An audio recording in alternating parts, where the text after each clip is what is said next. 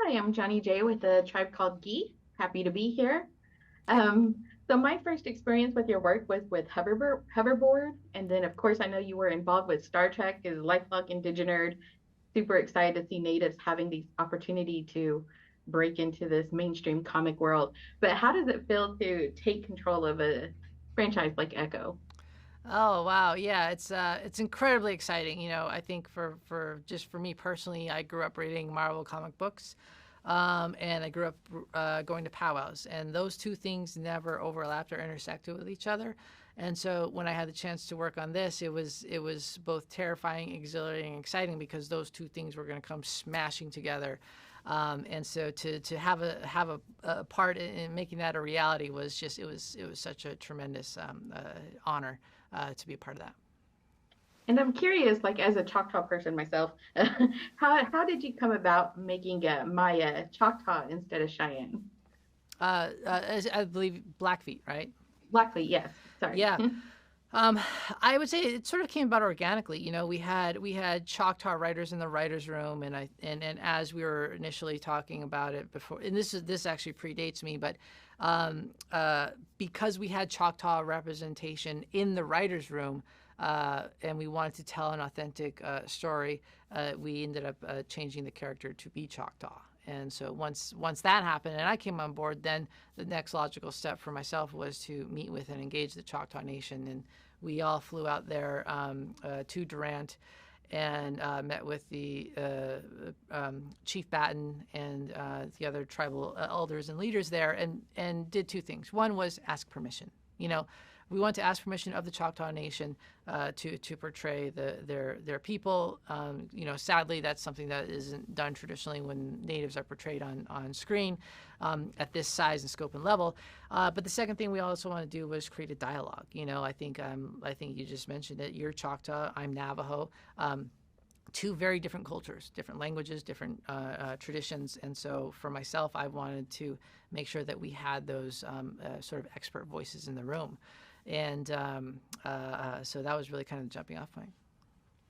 And one of the things is like we're always stuck in this like one-dimensional role. You were either like the noble savage or the mystical shaman or the hero. So how does it feel and just like what is the experience of creating a character who gets to be more flawed and more villainous?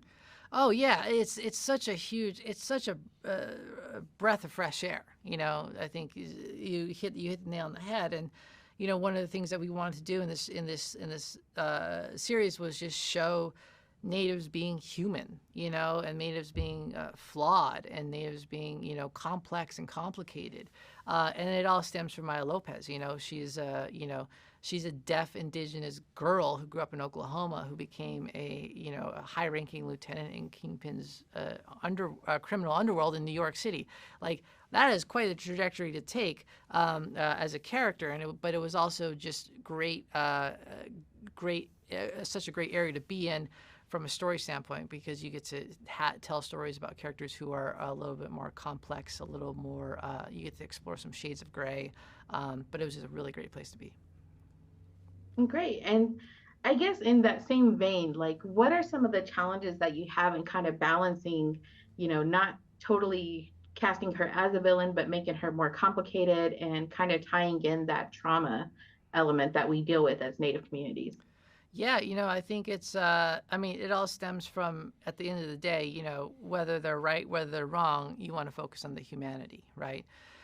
And so for Maya, what's the expression? Any good villain thinks they're doing the right thing. And so when you look at it from that perspective, it opens up the character to make them accessible. And then when you have somebody like Kingpin, who himself has gone through his own trauma, and you have somebody like Maya Lopez, who I think it's almost a traumatic event that they both experienced as kids that actually brings them together. But then what's great about it is you get to explore how people cope with that, how it affects them, how it affects others, how they are either defined or define themselves through their trauma. And so it's hard to sort of elaborate further without spoiling stuff, but that's one of the great things about this show, is that we get to explore all those different facets of the human condition. Oh, well, thank you so much for your time. I'm really excited and it's just I'm amazed by just the show in general and I can't wait to see what comes next. Oh, thank you so But thank much. you so much for your time. Yakoki.